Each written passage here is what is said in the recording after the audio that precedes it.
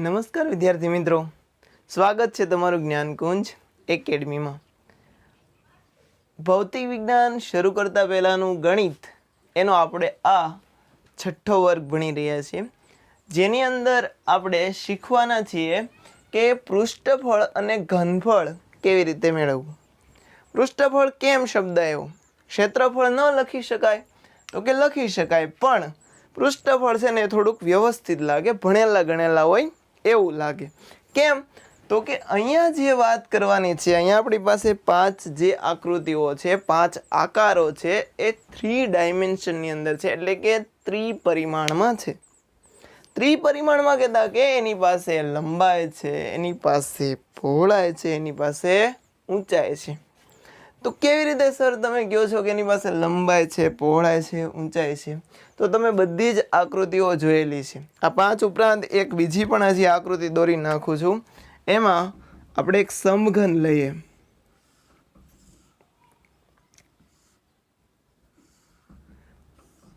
આ સમઘન છે એ પણ ત્રિપરિમાણીય આકૃતિ છે, અને હજી કેવું હોય તો એક લંબઘન પણ આવશે। તો એનું આપણે આગળ જોશું। એ પહેલાં આપણી પાસે જે આ 6 આકૃતિઓ તૈયાર થઈ છે, એ આકૃતિઓના પૃષ્ઠફળ એટલે કે સપાટીના ક્ષેત્રફળ, પૃષ્ઠ એટલે સપાટી, અને આ સપાટીના ક્ષેત્રફળની વાત આપણે કરવાની છે। હવે સપાટી અહીંયા વક્ર પણ હોઈ શકે અને સીધી પણ હોઈ શકે। વક્ર એટલે વળેલી, તો વક્ર પણ હોઈ શકે અને સીધી પણ હોઈ શકે। તો જોશું, જ્યાં સીધી સપાટી છે ત્યાં સીધી સપાટીનો ઉલ્લેખ કરશું, વક્ર સપાટી છે ત્યાં વક્ર સપાટીનો ઉલ્લેખ કરશું। તો તમે ગોળો જોયો હશે, આ ગોળાની અંદર બધી જ સપાટી કેવી હોય છે? વક્ર। તો વક્ર સપાટીનું પૃષ્ઠફળ કહેશું અહીંયા, તો વક્ર સપાટીનું પૃષ્ઠફળ। હવે અહીં કે સીધી સપાટી તો છે નહીં, એટલે આપણે સીધું સૂત્ર મૂકશું 4πr²। હવે જો તમને એક રસપ્રદ વાત કરું ને, તો એવી વાત છે કે દાખલા તરીકે તમારી પાસે, તમને ખબર છે કે આ તમારી પાસે રમવાનો દડો છે, ક્રિકેટ રમવાનો, તો એની ત્રિજ્યા r છે, બરાબર? તો એવી r ત્રિજ્યાના તમે 4 વર્તુળો કાપો કાગળમાંથી, અને તમે આ કાગળનો ઉપયોગ આખા દડાને કવર કરવા માટે કરો, તો એક પણ નાનો એવો ભાગ પણ, નાની એવી સપાટીનો નાનો એવો ભાગ પણ ખુલ્લો નહીં રહે। બની શકે તમારે એ આકૃતિઓ, તમારે જે એ 4 તમે જે વર્તુળો કાપેલા છે એ વર્તુળના કટકા કરવા પડે, કારણ કે ક્યાંય ઓવરલેપ ન થવું છે। તો એ આખી સપાટી કવર કરી લેશે 4πr²। વર્તુળનું શું હતું? πr²। એના કેટલા ગણું થઈ ગયું? 4 ગણું। તો ગોલકની અંદર, ગોળાની અંદર આપણે જોવા જઈએ તો એની સપાટી છે, એનું પૃષ્ઠફળ કહેતા કે સપાટીનું ક્ષેત્રફળ 4πr² છે। ત્યાર પછી એનું ઘનફળ। હવે ઘનફળ શબ્દ આવે તો આપણને 10માનું લાગે, એટલે કે વાંધો નહીં, પણ અહીંયા ફિઝિક્સ છે, ભૌતિક વિજ્ઞાન છે, તો ભૌતિક વિજ્ઞાનની અંદર શબ્દ વાપરશે કદ, અને કદ નો વાપરે તો કોઈ ગોળો હોય એની અંદર પાણી ભરવાનું હોય, કોઈ બીજું મટીરિયલ ભરવાનું હોય તો ક્ષમતા શબ્દ પણ વાપરે। તો બંને આ બધું એક જ છે, આપણને ખબર હોવી જોઈએ। ઘનફળ, કદ અને એની કોઈ સમાવેશ ક્ષમતા, આપણે ટૂંકમાં કહીશું એને સમાવેશ ક્ષમતા। કેટલો અંદર સમાવેશ થઈ શકે, કેટલું અંદર આપણે સમાવી શકીએ, બરાબર? પાણી ભરવાનું હોય આ ગોળામાં તો એ કેટલું સમાવી શકે એમ, તો સમાવેશ ક્ષમતા। તો અહીંયા સૂત્ર શું બનશે? તો કે 4/3 πr3। યાદ છે બધાને, ધોરણ 10ની અંદર આવી ગયેલું છે, અને સાયન્સના વિદ્યાર્થીઓ હોય તો આવા સૂત્રો તો યાદ હોય જ।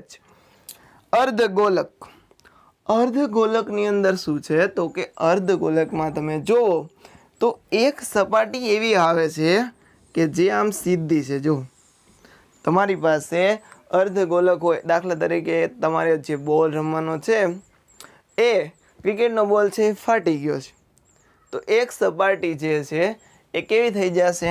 એકદમ સીધી, અને એક સપાટી છે એ કેવી રહેશે? ગોળ, બરાબર? તો આ જે સીધી સપાટી છે એનું ન ગણતા આપણે ખાલી વક્ર સપાટીનું કરવું હોય તો એ આના કરતાં અડધી થઈ ગઈ. તો વક્ર સપાટીનું પૃષ્ઠફળ બરાબર થશે 2πr². હવે અહીંયા એક સપાટી ત્રીજી જે સપાટી છે એ પણ અંદર ઉમેરી દઈએ તો આ સપાટી કેવી છે તો કે વર્તુળાકાર જ છે. તમે જોશો તમને ખ્યાલ પડી જશે કે અર્ધગોલકની અંદર જે સપાટી કપાઈ ગયેલી છે ત્યાંથી તમે જુઓ તો એક વર્તુળ જેવો આકાર દેખાય. તો એ વર્તુળાકાર છે ને વર્તુળનું ક્ષેત્રફળ શું થાય πr².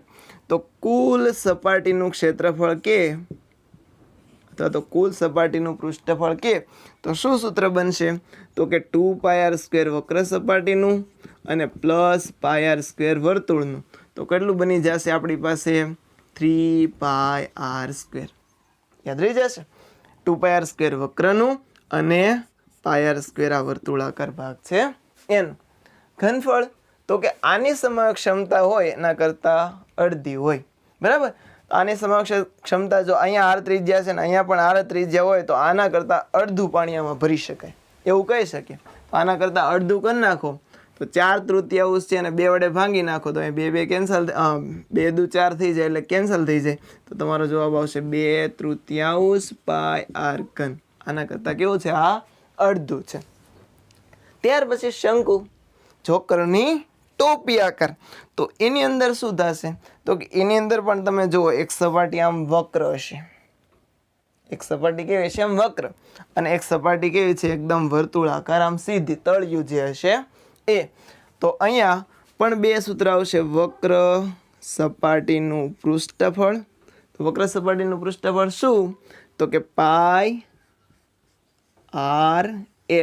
હવે તમને એમ થાય l એટલે શું r એટલે શું. r એટલે તો ત્રિજ્યા, l એટલે તિર્યક ઊંચાઈ. તિર્યક ઊંચાઈ કહેતા કે ત્રાસી ઊંચાઈ. એનું સૂત્ર લખું છું l બરાબર વર્ગમૂળની અંદર r² + h². ભણી ગયેલા છો. જો અહીંયા કાટકોણ ત્રિકોણ બને તો કાટકોણ ત્રિકોણમાં શું થાય તો કે કર્ણનો વર્ગ એ આ બે બાકીની બે બાજુના વર્ગના સરવાળા બરાબર થાય. તો l નો વર્ગ બરાબર h નો વર્ગ + r નો વર્ગ થાય. તો આપણે l ગોતવું છે તો વર્ગમૂળ કાઢી નાખીએ તો l બરાબર વર્ગમૂળમાં r નો વર્ગ + h નો વર્ગ. તો સૂત્ર શું બન્યું πr/l. આ કઈ સપાટીથી ખાલી વક્ર સપાટી. કુલ સપાટી કરવી હોય તો કુલ સપાટીનું પૃષ્ઠફળ. કુલ સપાટીનું પૃષ્ઠફળ કરવું હોય તો શું થશે આ સપાટી ઉમેરી દો કેવી છે વર્તુળાકાર. તો πr/l તો વક્ર સપાટીનું છેદ વત્તા શું થઈ જશે πr². જો તો આમાં π અને r કોમન નીકળી જાય તો πr કોમન કાઢી લે તો વધશે હું અહીંયાથી l અને અહીંયા શું વધશે ખાલી r. તો ટૂંકમાં કેવું હોય તો πr l + r. અને એનું ઘનફળ કેટલું છે તો આનું ઘનફળ છે એ નળાકારના ઘનફળ કરતાં ત્રીજા ભાગનું હોય. પણ શરત શું તો કે શરત આપણને ખબર હોવી જોઈએ કે એની ઊંચાઈ નળાકારની ઊંચાઈ જેટલી જ હોવી જોઈએ અને એની ત્રિજ્યા નળાકારની ત્રિજ્યા જેટલી જ હોવી જોઈએ. તો એની ક્ષમતા શું થશે, એનું કદ શું થશે, એનું ઘનફળ શું થશે 1/3 πr² h. તો πr² h છે ને એ શું છે તો કે એ છે નળાકારનું ઘનફળ અથવા તો નળાકારનું કદ અથવા તો નળાકારની સમાવેશ ક્ષમતા. હવે 1/3 નો મતલબ શું થયો કે આના કરતાં કેવું છે નળાકાર કરતાં ત્રીજા ભાગનું કદ એ ક્ષમતા ધરાવે છે, કદ ધરાવે છે. હવે અહીંયા વાત આવી તો અહીંયા તમે જુઓ તો નળાકાર પાસે વક્ર સપાટી છે અને બે સીધી સપાટી છે. એક છે ઉપરની બાજુ અને એક છે નીચેની બાજુ. તો ઉપરની બાજુ છે એ પણ વર્તુળાકાર છે અને નીચેની બાજુ છે એ પણ શું છે વર્તુળાકાર. તો આનું ક્ષેત્રફળ પણ πr² હશે, આનું ક્ષેત્રફળ પણ πr² હશે. પણ આપણે શું કરવું છે તો કે પહેલા તો વક્ર સપાટીનું ગોતી લે. તો વક્ર સપાટીનું પૃષ્ઠફળ બધા સૂત્ર યાદ રહી જાય એમ છે પણ થોડુંક સમજવાનું છે કે કેવી રીતે આ સૂત્ર બનેલું છે. વક્ર સપાટીનું પૃષ્ઠફળ શું બનશે 2πrh.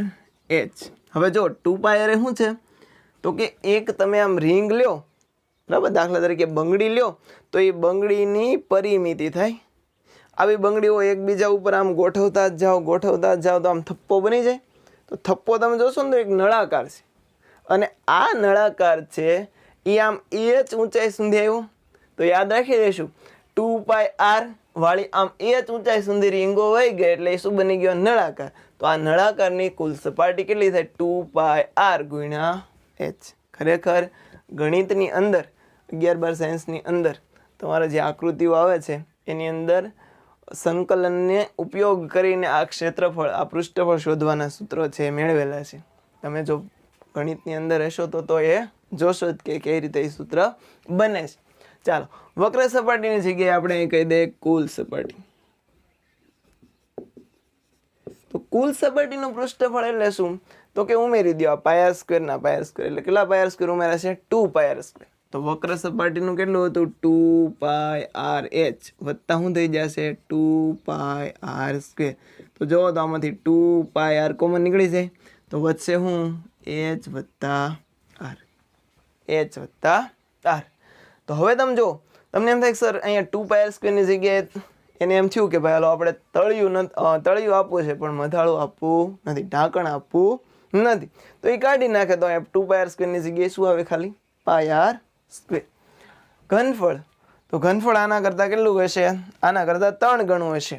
તો આમાં 3 ગુણી નાખો 3 કેન્સલ થઈ જાય તો જવાબ શું આવે πr વર્ગ h πr સ્ક્વેર h. તો જો ખબર પડી આમાં કે જો ત્રિજ્યા અને ઊંચાઈ સમાન હોય, ત્રિજ્યા અને ઊંચાઈ કેવી હોય સમાન હોય તો શું થઈ જાય છે તો કે આની પાસે ક્ષમતા છે એના કરતાં આની પાસે ત્રીજા ભાગની ક્ષમતા છે. અને હાવ કાઠિયાવાડીની અંદર કહું તો એક કામ કરાય કે આવા જો તમે 3 શંકુ ભરીને પાણી આમાં નાખો તો આખું નળાકાર ભરાઈ જાય. સમજાઈ ગયું?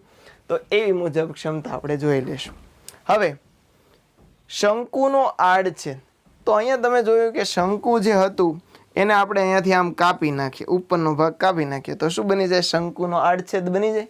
તો આ શંકુનો આડછેદ છે અને શંકુનો આડછેદ છે એની પાસે પણ 2 સપાટી છે એકદમ સીધી છે જો ઉપરની અને આમ નીચે. તો તમારે કુલ સપાટીનું ક્ષેત્રફળ મેળવતા પહેલા વક્ર સપાટીનું મેળવવું છે.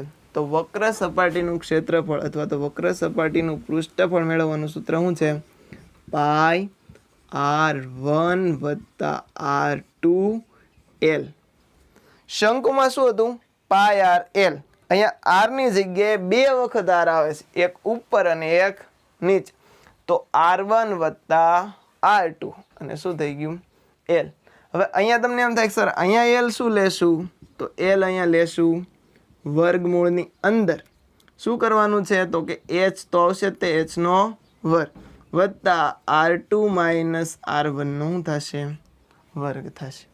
r2 - r1 નો વર્ગ થશે. હવે ત્યાર પછી આપણે જોઈએ કુલ સપાટીનું પૃષ્ઠફળ. તો કુલ સપાટીનું પૃષ્ઠફળ શું થશે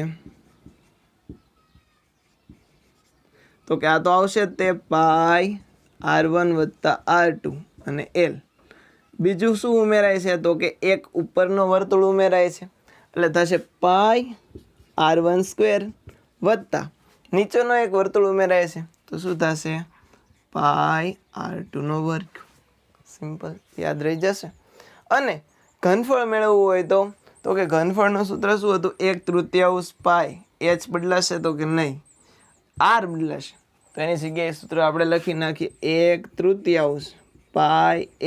હવે r ની જગ્યાએ શું લખવું તો કે એક વખત r1 નો વર્ગ, એક વખત r2 નો વર્ગ અને એક વખત બંનેનો ગુણાકાર. એટલે કે r1 નો વર્ગ વત્તા r2 નો વર્ગ વત્તા r1 r2. તો યાદ રહી જશે આ 1/3 પાઈ h કૌંસની અંદર r1² + r2² + r1 r2. સમઘન, સમઘનની અંદર કેટલી બાજુ હોય 6 બાજુ હોય. હવે આ સમઘન છે એની અંદર બધી બાજુ કેવી હશે સમાન હશે. તો સમાન હોય તો તમે એમ કહી શકો કે 6 સપાટી છે, 6 કેવી હશે ચોરસ આકારની હશે. ચોરસનું ક્ષેત્રફળ શું મેળવવું તો આપણે લંબાઈનો વર્ગ. તો એવા કેટલા ચોરસ થાય છે તો કે 6. એટલે અહીંયા પૃષ્ઠફળ શું મળશે 6l નો વર્ગ. અને ઘનફળ મેળવવું હોય તો તો કે ઘનફળ એટલે શું? તો કે બધી જ અહીંયા બાજુઓ છે, બધી જ જે લંબાઈ, પહોળાઈ અને ઊંચાઈ એ બધાનો શું થશે? ગુણાકાર. તો અહીંયા થઈ જશે L ગુણ્યા L ગુણ્યા L એટલે કે L નો ઘન. હવે સમ ઘન ન હોય, લંબ ઘન હોય, કહેતા કે લંબાઈ, પહોળાઈ અને ઊંચાઈ અલગ અલગ હોય તો શું કરવું? તો કે તો તમારે કાંઈ કરવાનું નથી. એક વખત લંબાઈ અને પહોળાઈ લ્યો, દાખલા તરીકે અહીંયા L ની જગ્યાએ B આવી ગયું, તો LB હોય એવા બે લંબચોરસ બનશે, એક ઉપર ને એક નીચે. તો 2LB લંબચોરસનું ક્ષેત્રફળ શું? લંબાઈ ગુણ્યા પહોળાઈ. તો L ગુણ્યા B એવા કેટલા લંબચોરસ બનશે? તો કે એક ઉપર ને એની સામે એની જેવું થશે એટલે 2LB. એવી જ રીતે અહીંયા તમે જુઓ તો ઊંચાઈ કંઈક અલગ હશે, તો એવા બે પાછા શું બનશે? લંબચોરસ. તો અહીંયા 2BH આવશે. ફરી પાછા તમે જુઓ તો બીજા બે બને છે LH વાળા. આ જુઓ આ જે બનશે એ શું બનશે? LH વાળું લંબચોરસ. તો એક આગળ છે ને એમ એક પાછળ હશે, તો 2LH. તો અહીંયા તમારી પાસે જ્યારે લંબઘન હોય ત્યારે તમારી પાસે સૂત્ર બનશે 2LB વત્તા 2BH વત્તા 2HL. હવે તમે જુઓ તો આમાંથી 2 કોમન નીકળી જાય તો બનશે 2LB વત્તા BH વત્તા HL. સિમ્પલ. અને ઘનફળ મેળવવું હોય તો કે આપણને ખબર છે લંબાઈ, પહોળાઈ અને ઊંચાઈનો ગુણાકાર, તો થઈ જશે LBH. તો આ હતી ત્રિપરિમાણીય આકૃતિઓ, અને આ આકૃતિઓ છે એમાં પૃષ્ઠફળ અને ઘનફળ કેવી રીતે મેળવવા એના સૂત્રો આપણે એકદમ સરળ રીતે જોયું. મિત્રો, તમને આ વિડીયો ગમતા હોય, લેક્ચરમાં મજા આવતી હોય, કંઈક નવું શીખવા મળતું હોય તો વિડીયોને લાઈક કરજો, છેક સુધી વિડીયોને જોજો, જેથી કરીને તમે આગળ ને આગળ તમને અભ્યાસ કરવામાં ખૂબ જ સરળ ભાષામાં, ખૂબ જ સરળ રીતે માહિતીઓ મળતી રહે અને ભણવામાં પણ ખૂબ જ મજા આવે.